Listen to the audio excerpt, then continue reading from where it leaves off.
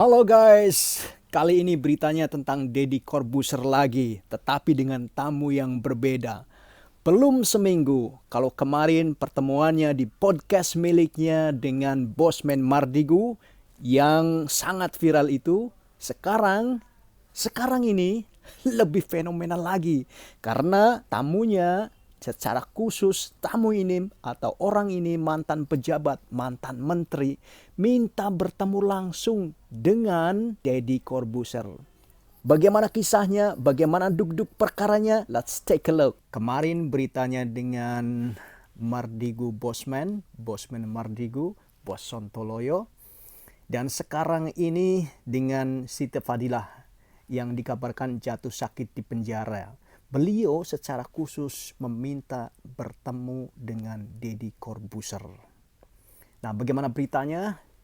Saya lansir dari suara.com. Tolong saya ceritakan kisah sebenarnya pada rakyat kita. Saya hanya percaya pada Pak Deddy Corbuzier, katanya. Mantan Menteri Kesehatan Siti Fadilah Supari dikabarkan jatuh sakit di dalam penjara. Ia dipindahkan dan dirawat di rumah sakit. Dalam kondisi sakit, Siti Fadilah minta bertemu dengan Deddy Corbuzier. Nah, ini pertanyaannya, kenapa beliau meminta secara khusus bertemu bukan dengan pejabat, bukan dengan siapa-siapa, tetapi dengan Deddy Corbuzier. Menurut saya ini karena Deddy Corbuzier memang pengikutnya banyak di podcastnya. Begitu dia bikin podcast, langsung meledak jutaan pengunjung atau jutaan viewer langsung mengerubuti dalam beberapa jam.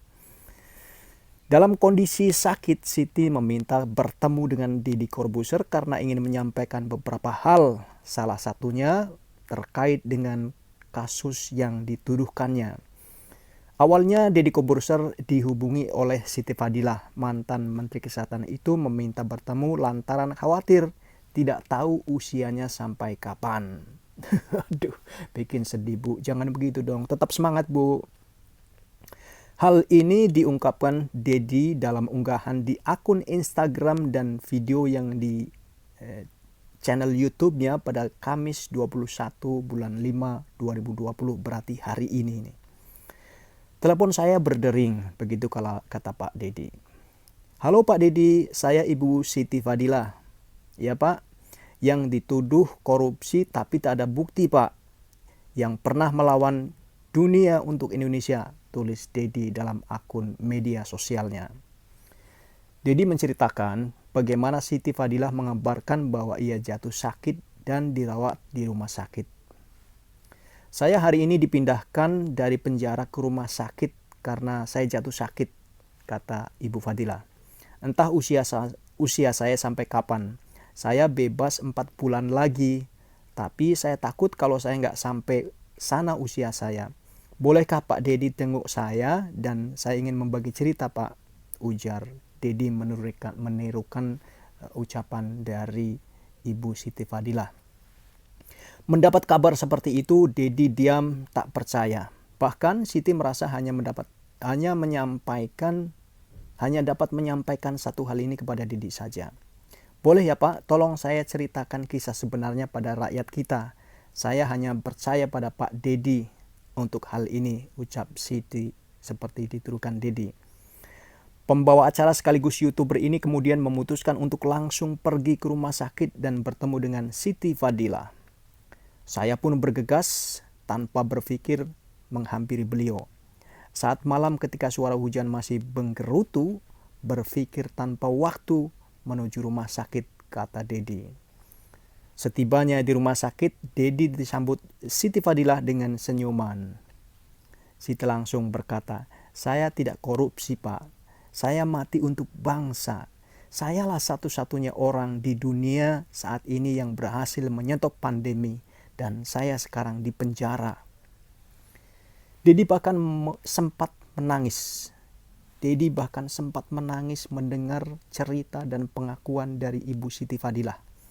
Menurutnya banyak hal yang tidak berani disampaikan oleh mantan Menteri Kesehatan itu. Saya menatapnya, kata Deddy.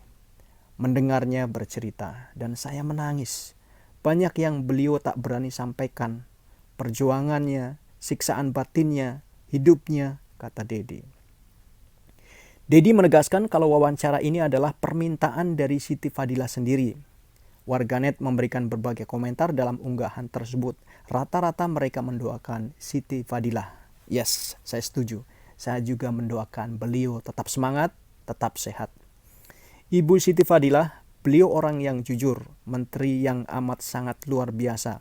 Beliau amat sangat menginspirasi. Beliau hebat. Ibu sehat selalu ya. Usia gak ada yang tahu, tapi ibu sudah berjuang negeri ini bahkan dunia. Ibu hebat. Tulis Adesti Astranya di YouTube. Komen yang lain, semoga ibu sehat. Tulis akun Instagram @emmakresnawati. Yang lainnya, dari awal saya tidak percaya Bu Dr. Siti Fadilah korupsi. Saya doakan semoga ibu sehat selalu dan semoga orang-orang yang sudah menzolimi ibu mendapat ganjaran setimpal dari Allah Subhanahu wa Ta'ala. Amin. Tulis @paskarat. Teman-teman, sampai di sini dulu, dan terus terang saya juga mendoakan Ibu Siti Fadilah tetap semangat, tetap sehat, yang benar akan terlihat benar, terbukti benar, yang salah akan mendapat ganjaran dan balasannya. Sampai di sini. Assalamualaikum warahmatullahi wabarakatuh.